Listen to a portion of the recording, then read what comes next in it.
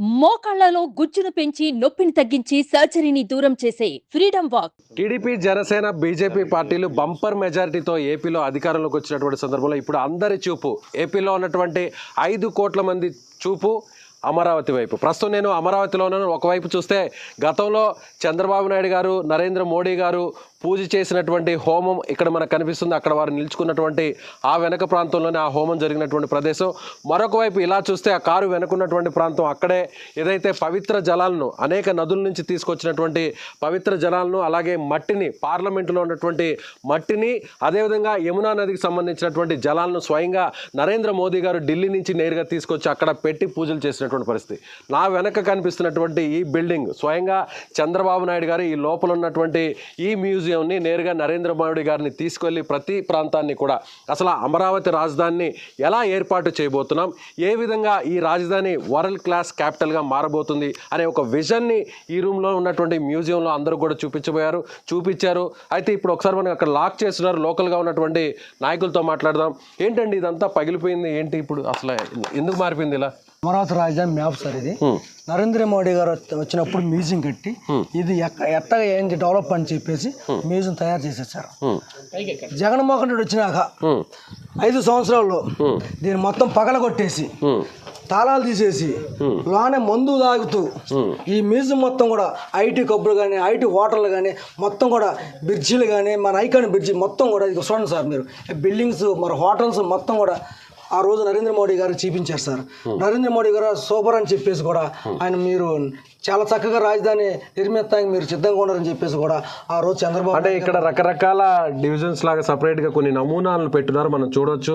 LPS layout 15.16 road model, అలాగే roads అంటే ఏదైతే క్యాపిటల్కి సంబంధించినటువంటి రింగ్ రోడ్స్ కావచ్చు, అలాగే సీడ్ క్యాపిటల్కి సంబంధించినటువంటి రోడ్స్ కావచ్చు, ఇవన్నీ కూడా చూడొచ్చు. కుర్చీలన్నింటినీ కూడా పగలగొట్టేసరి. గతంలో ఈ ప్రాంతం అంతా కూడా పోలీస్ సెక్యూరిటీతో టీడీపీ అధికారంలో ఉన్నప్పుడు చాలామంది అనేక ప్రాంతాల నుంచి ఇక్కడికి వచ్చి ఒక సందర్శకులు ఇక్కడికి వచ్చి లోపలికి వెళ్ళేవారు. కానీ తర్వాత వైసీపీ అధికారంలోకి వచ్చిన తర్వాత ఇదొక అసాంఘిక కార్యక్రమాలకు వేదికగా మారిపోయింది. లోపల అన్నింటినీ కూడా ధ్వంసం చేసేశారు. ఎక్కడ ఏ వస్తువును కూడా కనపడనివ్వకుండా చేశారు. ఆ తర్వాత ఇటీవల కొంతమంది తెలుగుదేశం పార్టీ నాయకులు ఇక్కడికి వచ్చారు. వచ్చిన తర్వాత ఎంపీ అభ్యర్థిగా ఉన్నటువంటి పెమ్మసాని చంద్రశేఖర్ గారిని ఇక్కడ తీసుకొచ్చారు. మీరు తీసుకొచ్చారు? అప్పుడు తీసుకొచ్చాను సార్. తీసుకొచ్చి చూపించారు. తీసుకొచ్చి మొత్తం కూడా చూపించినప్పుడు ఆయన ఒకసారి మీడియా మొత్తం కూడా చెప్పాడు, రాజధాని మ్యాప్ మొత్తం కూడా వైసీపీ నాయకులు మొత్తం ఇక్కడ ఈ మ్యూజియంలో కూర్చొని మందు తాగటి విందని చెప్పేసి ఆయన ప్రశ్నించినప్పుడు అప్పుడు తాళలేదు. అప్పుడు సిఆర్డీ వారు దీన్ని తాళేశారు సార్. రైట్. అట్లా ఒకసారి అక్కడ చూద్దాం. చూడండి ఇక్కడ చూడండి ఏ విధంగా ఈ గ్లాసెస్ అన్నిటిని, అద్దాలని పగలగొట్టేశారో చూడండి. సో జనరల్గా అంతకుముందు సెక్యూరిటీ ఉండేదా అండి టీడీపీ గవర్నమెంట్ లో? ఇక్కడ 2 పోలీసులు సార్, పోలీసులు ఉండేవారు. 10 మంది పనులు ఉండాలి సార్. ఎప్పుడు నీట్ గా పూల మొక్కలు పెంచుకుంటూ చక్కగా నీట్ గా ఉంచాలి సార్. మన రాష్ట్ర ప్రజలు మొత్తం కూడా హైదరాబాద్ నుంచి కానీ ఇతర దేశాల నుంచి కూడా ఈ మ్యూజియం చూడటానికి వచ్చేవాళ్ళు సార్. బస్సులు అంటే జనరల్ గా అందరూ చెప్తుండే వాళ్ళు అమరావతిని చంపేస్తున్నారు అంటూ కూడా అందరూ చెప్తూ ఉండేవాళ్ళు. ఇది ఒక నిదర్శనంగా మనం చెప్పవచ్చు.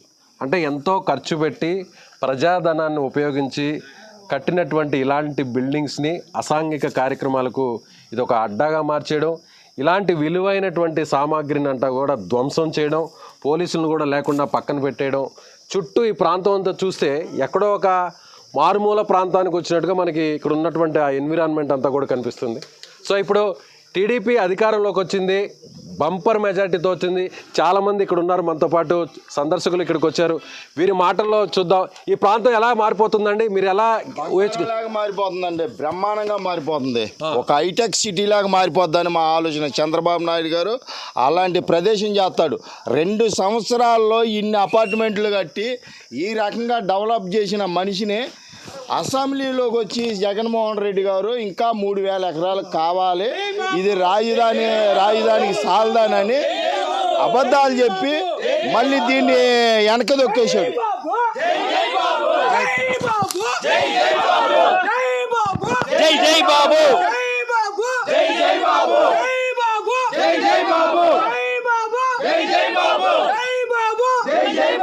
అప్పుడు నిర్మానుష్యంగా మారినటువంటి 5 ఏళ్ల కాలంలో ఒక నిర్మానుష్యంగా మారినటువంటి ఏదైతే ఈ అమరావతి ప్రాంతం ఇప్పుడు ఒక్కసారిగా ఊపిరి పీల్చుకుంది.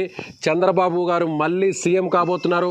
అమరావతి రాజధాని ఎవరు కని విని చూడని విధంగా ఈ రాజధానిని ఆయన ఒక మంచి ప్రపంచ మేటి రాజధానిగా మార్చబోతున్నారంటూ కూడా ఇక్కడ ఉన్నటువంటి సందర్శకులు, అలాగే అమరావతి రైతులు, ఇక్కడ స్థానికంగా ఉన్నటువంటి అందరూ ప్రతి ఒక్కరు కూడా నోట ఒకే ఒక్క మాట వస్తుంది: బాబు వచ్చారు, అమరావతి రాజధాని ఒక ప్రపంచ రాజధానిగా మారిపోతుందని చెప్తున్నారు. ఇది అమరావతి రాజధానికి సంబంధించినటువంటి సుమన్ టీవీ అప్డేట్స్. కెమెరామ్యాన్ లక్ష్మణ్తో విజయ్, అమరావతి నుంచి.